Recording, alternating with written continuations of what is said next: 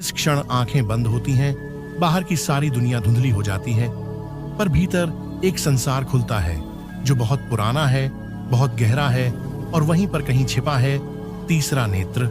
वह नेत्र जो केवल देखता नहीं, अनुभव करता है, जो केवल उजाले को नहीं, अंधेरे को भी पहचानता है।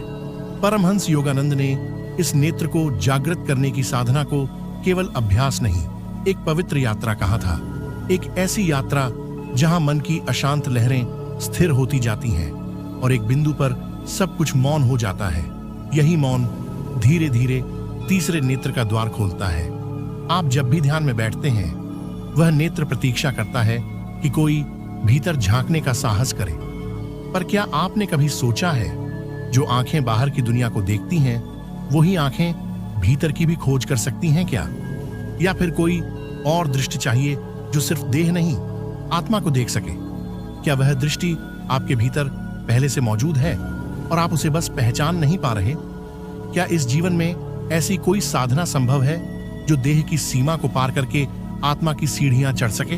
और सबसे गहरा प्रश्न, क्या आप अपने भीतर उस मौन की पुकार सुन पा रहे हैं जो हर पल आपको भीतर की ओर बुला रही है? इन प्रश्नों के उत्तर खोजने के लिए यह यात्रा केवल जानकारी नहीं, एक अनुभव है। परमहंस योगानंद ने जिस तीसरे नेत्र की साधना को आत्मा की आंख कहा, वह साधना केवल बैठने से नहीं आती, वह आती है श्रद्धा से, समर्पण से, मौन से। जब आपका मन शांत होता है और सांस केवल सांस नहीं रह जाती, तब कुछ होता है। वह कुछ क्या है? यही खोज है इस पूरी श्रृंखला की। आपके जीवन में कुछ क्षण ऐसे होते हैं जो साधारण नहीं होते। यह वही क्षण है। यह वीडियो एक जानकारी नहीं, एक बुलावा है, एक आह्वान है आत्मा की उस गहराई से जहां अब तक आपने शायद कभी झांका नहीं। परमहंस योगानंद की तीसरे नेत्र की साधना आपको केवल ध्यान नहीं सिखाएगी, यह आपके संपूर्ण अस्तित्व को जागृत करेगी। यह श्रृंखला हर उस व्यक्ति के लिए है जो जानना चाहता है, मैं कौन हूं। अगर आप भी इस यात्रा पर चलना चाहते हैं तो आज बस सुनिए नहीं, अनुभव कीजिए, अंत तक आइए। हर शब्द में आपको स्वयं की झलक मिलेगी। यह साधना कोई कल्पना नहीं, यह अनुभव तब बनती है जब भीतर उठती है एक सूक्ष्म ऊर्जा जो भौहों के मध्य प्रकाश बनकर ठहरती है। वहां कुछ भी स्पष्ट नहीं होता, परंतु सब कुछ उपस्थित होता है, जैसे कोई मौन स्वर आपसे संवाद कर रहा हो। क्या आपने कभी उस स्वर को महसूस किया है? क्या आपने कभी सोचा है कि वह प्रकाश जो केवल ध्यान में दिखाई देता है, वह कहीं आपके वास्तविक अस्तित्व का परिचय तो नहीं? और फिर धीरे धीरे एक और संकेत मिलता है, जैसे भीतर कोई दर्पण हो जो आपकी प्रत्येक भावना, विचार, स्मृति और संस्कार को दिखा रहा हो। वह दर्पण वही तीसरा नेत्र है। पर क्या आप तैयार हैं उस दर्पण में झांकने के लिए? साहस बहुत कम लोगों में होता है, क्योंकि भीतर का संसार कभी कभी बाहर की तुलना में अधिक भयावह और अधिक रहस्यमय होता है। जब आप आंखें बंद करते हैं और भीतर की ओर बढ़ते हैं, तो जो पहला पर्दा उठता है वह आपका अपना मन होता है। वही मन जो हर पल विचारों से भरता रहता है, वही अब साधना में एक अड़चन बन जाता है। परमहंस योगानंद ने कहा था, यदि मन पर नियंत्रण नहीं तो कोई भी ध्यान सच्चा नहीं। इसलिए तीसरे नेत्र की साधना का पहला चरण है मन को शांत करना, विचारों को मौन बनाना। पर क्या आप सोचते हैं कि विचार केवल बुरे होते हैं? नहीं, विचार तो आकाश में बहते बादलों की तरह हैं, कुछ हल्के, कुछ भारी, कुछ डरावने और कुछ दिव्य। ध्यान यह नहीं है कि उन्हें जबरदस्ती रोका जाए, ध्यान है उन्हें आने देना, उन्हें पार करना और फिर भी केंद्र में स्थित रहना। यही केंद्र है तीसरे नेत्र का द्वार। क्या आपने कभी सोचा है कि जब सब विचार रुक जाते हैं तो वहां क्या बचता है? क्या वह मौन केवल मौन होता है या कोई और उपस्थिति भी उसमें छिपी होती है? क्या वह उपस्थिति आपकी आत्मा है? क्या वह आत्मा ही असल में तीसरे नेत्र से देख रही होती है? जब ध्यान गहराता है तो एक सूक्ष्म कंपन उठता है माथे के बीचों बीच। यह कंपन कोई भ्रम नहीं, यह एक संकेत है कि आप द्वार पर आ चुके हैं। पर वह द्वार किसी दीवार में नहीं है, वह द्वार आपकी चेतना के भीतर है। वहां कोई घंटी नहीं बजती, कोई रोशनी नहीं चौंकाती, वहां केवल मौन का संगीत है। और उस मौन में छिपा है दिव्यता का पहला स्पर्श। आपके ध्यान की दिशा इस क्षण से बदल जाती है। अब यह केवल साधना नहीं, एक स्पंदन है जो शरीर को पार करता हुआ चेतना में विलीन होता जाता है। वही स्पंदन धीरे धीरे प्रकाश में रूपांतरित होता है। क्या आप उस प्रकाश को देख पा रहे हैं? क्या वह प्रकाश वास्तव में आंखों से दिखाई दे रहा है, या यह कोई अंतर्दृष्टि है जो तीसरे नेत्र से ही अनुभव की जा सकती है? यदि उत्तर नहीं मिला तो खोज अभी शेष है, और यह खोज अनंत है, पर दिशा एक है, भीतर की ओर। वहां एक और संकेत आपका इंतजार कर रहा है, जो न ध्वनि है न शब्द। वह एक ऊर्जा है जो सब कुछ बदल देती है। बदल जाना कोई घटना नहीं होती, यह एक सतत प्रक्रिया है। ध्यान के गहरे क्षणों में जब तीसरा नेत्र सक्रिय होता है, तब वह केवल देखने का माध्यम नहीं बनता, वह एक परिवर्तन की जड़ बन जाता है। आप वहीं रहते हैं, पर कुछ भीतर ऐसा होता है जो हर पहचान को फिर से परिभाषित कर देता है, और यह परिभाषा बाहरी नहीं, आत्मिक होती है। परमहंस योगानंद कहते थे, जिस क्षण तीसरे नेत्र का अनुभव होता है, उस क्षण आपकी आत्मा अपने असली स्वरूप को पहचान लेती है। पर क्या यह पहचान सहज है, या इसके लिए मन के कई स्तरों से गुजरना पड़ता है? क्या यह पहचान भीतर छिपे किसी बीज की तरह है जो ध्यान की तपिश से अंकुर बनता है? जैसे जैसे साधना गहराती है, तीसरा नेत्र मात्र प्रतीक नहीं रहता, वह जीवन के प्रत्येक क्षण को परिवर्तित करने लगता है। आप वही कार्य करते हैं, वही दिनचर्या, वही लोग, पर उनमें कुछ बदल जाता है, दृष्टि। और वही दृष्टि धीरे धीरे संसार को एक अनुभव से अधिक कुछ नहीं मानने लगती। क्या आपने कभी अनुभव किया है कि जीवन के हर दृश्य के पीछे कोई अदृश्य गहराई है? क्या वह गहराई आपके भीतर से देखी जा रही है? ध्यान का सबसे सूक्ष्म क्षण वह होता है जब आप अपने विचारों को नहीं, बल्कि उनके पीछे की ऊर्जा को देखना शुरू करते हैं। वहां कोई चेहरा नहीं होता, कोई भाषा नहीं होती, केवल ऊर्जा होती है जो आपके ही भीतर से बाहर निकल रही होती है। वह ऊर्जा ही है जो तीसरे नेत्र के माध्यम से संसार को नहीं, आत्मा को देखती है। अब प्रश्न यह है, क्या यह ऊर्जा आपको संचालित कर रही है, या आप उसे नियंत्रित कर पा रहे हैं? क्या यह साधना आपके भीतर किसी नई चेतना को जन्म दे रही है, या केवल शांति का अनुभव करा रही है? यही वह क्षण है जहां तीसरे नेत्र की शक्ति केवल प्रतीति नहीं, साक्षात्कार बन जाती है, और उस साक्षात्कार से एक ऐसा मौन जन्म लेता है जो किसी भी शोर में टूटता नहीं। वह मौन आत्मा की भाषा बन जाता है। भाषा वह नहीं जो शब्दों से बनी हो, भाषा वह है जो मौन से जन्म लेती है। तीसरे नेत्र के जागरण में यह मौन भाषा चेतना का सबसे सूक्ष्म संवाद बन जाती है। वह किसी को सुनाई नहीं देती, पर भीतर इतना कह जाती है कि पूरा जीवन उसकी प्रतिध्वनि में गूंजने लगता है। यह भाषा विचारों से ऊपर उठकर भावनाओं के पार जाती है, वहां जहां केवल अनुभव ही अस्तित्व का प्रमाण बनता है। पर जब यह भाषा पहली बार भीतर से फूटती है, तो क्या वह स्पष्ट होती है, या वह केवल एक धुंधली सी अनुभूति होती है जिसे मन समझ नहीं पाता? क्या यह भाषा आत्मा की पुकार है, या ईश्वर की मौन उपस्थिति? जब ध्यान में गहराई आती है तो शब्दों की आवश्यकता समाप्त हो जाती है। तीसरा नेत्र फिर केवल देखने के लिए नहीं होता, वह अब सुनने लगता है, लेकिन कानों से नहीं, चेतना से। वह नाद को सुनता है, आकाश की उस ध्वनि को जो निराकार है लेकिन सब कुछ में व्याप्त है। वह ध्वनि जिसे परमहंस योगानंद ने आनंद की धारा कहा है। इस मौन संवाद के बीच आप स्वयं को खोने लगते हैं, पर यह खोना पराजय नहीं, विलयन है। आप सीमित मैं से असीम हम में बदलने लगते हैं। क्या आप समझ सकते हैं कि यह मैं कभी था ही नहीं? यह केवल एक धारणात्मक परछाई थी जो अब ध्यान की रोशनी में विलीन हो रही है। जब तीसरे नेत्र की साधना इतनी सूक्ष्म हो जाती है तो आंखें बंद होते हुए भी एक रोशनी भीतर फैलती है। यह रोशनी किसी चमत्कार की नहीं, चेतना की होती है। वह रोशनी बताती है कि भीतर कोई है जो सदैव जागृत है, जो समय और विचारों से परे है। क्या वही आत्मा है, या आत्मा के भी परे कुछ और है? इस प्रश्न के साथ ध्यान और गहरा होता है। अब आप केवल साधक नहीं रहे, आप स्वयं साधना बन चुके हैं, और यह रूपांतरण चुपचाप घटता है, बिना किसी घोषणा के। घोषणा वहां नहीं होती जहां शब्द होते हैं, वह वहां होती है जहां मौन अपना पूर्ण आकार ले लेता है। तीसरे नेत्र के जागरण में कोई ध्वनि नहीं होती जो कहे कि अब आप जाग गए हैं, पर भीतर एक स्पष्ट अनुभूति होती है कि कुछ ऐसा घट चुका है जिसे न भाषा में बांधा जा सकता है, न तर्क से समझा जा सकता है। यह अनुभूति स्वयं में एक दिव्य घोषणा है।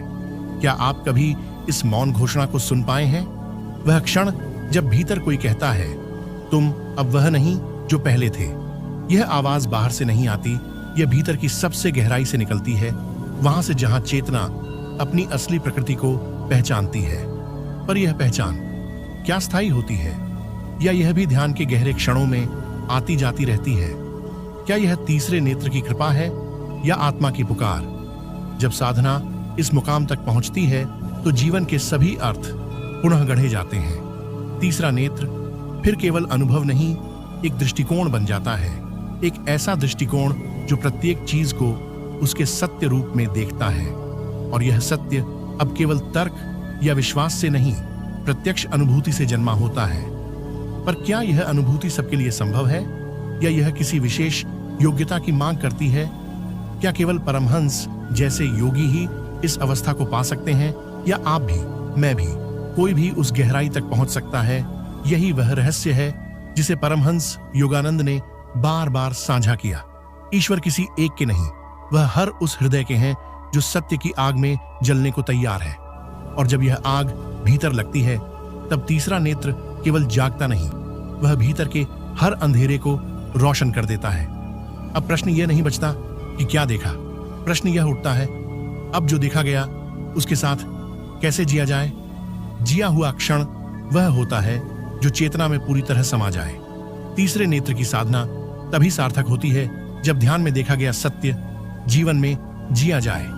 केवल ध्यान में बैठकर अनुभव कर लेना पर्याप्त नहीं होता, उस अनुभूति को सांसों में, दृष्टि में, संबंधों में, कार्यों में उतारना ही असली साधना है। पर क्या यह सरल है? क्या तीसरे नेत्र की अनुभूति को संसार की भीड़ में भी जीवित रखा जा सकता है? जब आप बाजार में हो, शोरगुल में हो, क्रोध या मोह में फंसे हो, क्या तब भी वह शांति, वह मौन भीतर सुरक्षित रहता है? यहां से साधना की एक नई दिशा शुरू होती है। तीसरा नेत्र अब कोई लक्ष्य नहीं रह जाता, वह एक मार्ग बन जाता है, हर क्षण को ध्यान में ढालने का मार्ग। जीवन का हर कार्य, चाहे वह कितना भी छोटा क्यों ना हो, एक तपस्या बन सकता है जब उसकी जड़ में सजगता हो। आप क्या इस सजगता के साथ जिए हैं? क्या कभी ऐसा क्षण आया है जब किसी साधारण दृश्य में असाधारण गहराई दिखाई दी हो? जैसे किसी बच्चे की मुस्कान में ईश्वर झलक जाए, या किसी पेड़ की छाया में अनंत मौन उतर आए। जब तीसरा नेत्र खुलता है तो चेतना इस प्रकार विस्तारित होती है कि आप स्वयं को केवल शरीर या नाम से नहीं देखते, आप प्रत्येक जीव में अपना ही अंश देखने लगते हैं। और यह दृष्टि करुणा बन जाती है, करुणा जो शब्दों में नहीं स्पर्श में होती है, करुणा जो मदद में नहीं उपस्थिति में होती है।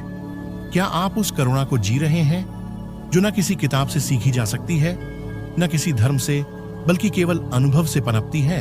यही अनुभव जीवन को एक गहरे प्रेम में बदल देता है। और फिर तीसरा नेत्र केवल देखने का नहीं, प्रेम करने का माध्यम बन जाता है, ऐसे प्रेम का जो स्वार्थ से मुक्त है। मुक्त होना केवल बंधनों से बाहर निकलना नहीं है, बल्कि उस पहचान से भी परे जाना है जिसे मैं कहा गया। जब तीसरा नेत्र पूर्ण जागरण की ओर बढ़ता है तब वह आपको एक एक करके सभी परतों से मुक्त करता है, शरीर की, मन की, स्मृति की, और सबसे अंत में उस अहं की जो अदृश्य होते हुए भी सबसे गहरे स्तर पर जकड़े रहता है। पर क्या आप सच में मुक्त होना चाहते हैं, या कहीं ना कहीं उन बंधनों से ही सुरक्षा महसूस होती है? क्या बंधन केवल पीड़ा देते हैं, या वे हमें किसी गहरे डर से बचाते भी हैं? तीसरे नेत्र की साधना जब अपने चरम पर पहुंचती है तो वह इन प्रश्नों को भीतर उठाती है, मौन में, गहराई में, स्पंदनों के बीच। आप सोचते नहीं, आप देखते हैं। और इस देखना केवल बाहरी जगत तक सीमित नहीं होता, यह आपकी गहराइयों तक जाता है। वह देखना जो पर्दे हटाता है, सत्य की नग्नता को सामने लाता है। उस नग्नता से क्या आप डरते हैं? क्योंकि जब सब कुछ साफ दिखने लगे तो भ्रमों में जीने की सुविधा समाप्त हो जाती है और तब जीवन को वैसा ही जीना पड़ता है जैसा वह वास्तव में है, बिना किसी आवरण के, बिना किसी बहाने के। मुक्त होने की प्रक्रिया में आप अपने भीतर एक ऐसी शक्ति को अनुभव करते हैं जो पहले कभी जानी ही नहीं गई थी। यह शक्ति शोर नहीं मचाती, यह केवल शांत रहती है, इतनी शांत कि उसमें पूरा ब्रह्मांड समा जाए। क्या आप उस शक्ति से जुड़े हैं? यह शक्ति केवल आत्मा की नहीं होती, यह दिव्यता की होती है। और जब तीसरा नेत्र पूरी तरह खुल जाता है तो आप उस दिव्यता को न केवल अपने भीतर बल्कि चारों ओर हर दिशा में महसूस करने लगते हैं। यह अनुभव ही ध्यान का अंतिम लक्ष्य नहीं है, यह एक नई यात्रा का आरंभ है। आरंभ वह नहीं जो एक क्रिया से जुड़ा हो, वह क्षण है जब चेतना स्वयं को पहली बार स्पष्ट रूप से देखती है। तीसरे नेत्र का पूर्ण जागरण किसी उत्सव का आरंभ नहीं है, यह उस मौन महासागर में प्रवेश का आरंभ है जहां कोई किनारा नहीं, कोई दिशा नहीं, सिर्फ एक निरंतर प्रवाह है, शुद्ध अस्तित्व का। पर इस आरंभ से पहले क्या कोई अंत आवश्यक है? क्या जब तक पुराना दृष्टिकोण पूर्णतः विलीन न हो जाए तब तक नई दृष्टि उदय हो सकती है? क्या तीसरा नेत्र किसी अभ्यास से खुलता है या किसी विसर्जन से? यहां पहुंचकर ध्यान साधक के लिए केवल अभ्यास नहीं रह जाता, यह एक विलय बन जाता है उस सब का जो अब तक संजोया था, सीखा था, माना था। आप सब कुछ छोड़ने लगते हैं, यहां तक कि वह भी जो आपको सबसे प्रिय था, आपकी पहचान, आपकी कथा। क्या आप उस क्षण को अनुभव कर पाए हैं जब आपको कुछ पकड़ने की चाह नहीं रहती, जब कोई उपलब्धि नहीं चाहिए, कोई सिद्ध नहीं चाहिए, सिर्फ मौन चाहिए? वह मौन जहां से प्रेम जन्म लेता है, जहां करुणा स्वाभाविक हो जाती है। तीसरा नेत्र तब एक प्रकाश पुंज बन जाता है जो केवल देखता नहीं, आत्मा की भाषा बोलता है। और उस भाषा में कोई व्याकरण नहीं, कोई शब्द नहीं, सिर्फ भाव होता है, स्पंदन होता है। पर जब इस भाषा को कोई नहीं समझता तब क्या आप अकेलापन महसूस करते हैं, या वह एकांत इतना मधुर होता है कि आप उसमें खो जाना चाहते हैं? यह वही अवस्था है जहां स्वयं परमहंस योगानंद भी कह उठे थे, मैं अब पृथ्वी पर नहीं, एक और लोक में जी रहा हूं और यह लोक भीतर ही है। और तब आरंभ और अंत के बीच की रेखा मिट जाती है। आप समय के पार जीने लगते हैं जैसे जीवन के सारे दृश्य अब पर्दे की तरह खुलते जा रहे हैं। जब तीसरा नेत्र पूरी तरह जागृत होता है तो संसार का हर अनुभव केवल दृश्य बनकर रह जाता है और आप एक साक्षी, न अभिनय करने की आकांक्षा, न परिणाम की चिंता, बस देखना, भीतर से देखना। लेकिन क्या यह देखना आपको उदास करता है? जब सब कुछ क्षणभंगुर लगे, जब रिश्ते, सपने, उपलब्धियां सब एक चलचित्र की तरह बीतते हुए लगें, तब मन में एक शून्यता घर करती है। क्या उस शून्यता से आप घबरा जाते हैं या वह शांति जैसी लगती है? तीसरे नेत्र की साधना में यह द्वार बहुत निर्णायक होता है। यहां साधक को स्वयं से अंतिम प्रश्न करने होते हैं, क्या अब कुछ शेष है जानने को?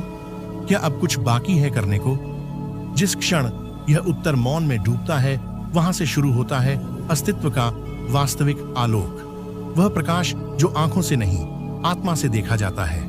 और उस प्रकाश में कोई मैं नहीं बचता, केवल हूं रह जाता है। क्या आप कभी ऐसे मौन में बैठे हैं जहां विचार भी झिझकते हों प्रवेश करने से, जहां समय जैसे थम जाए और केवल एक धीमी सी सांस बचे जो न बाहर जाए न भीतर आए, बस हो? यही उस अमृत का क्षण होता है जिसकी बातें योगानंद करते थे।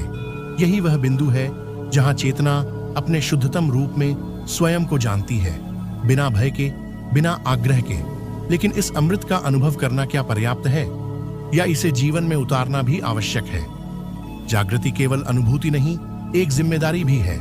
और यही जिम्मेदारी साधक को वह करुणा देती है जो केवल देखने से नहीं, अनुभव करने से आती है।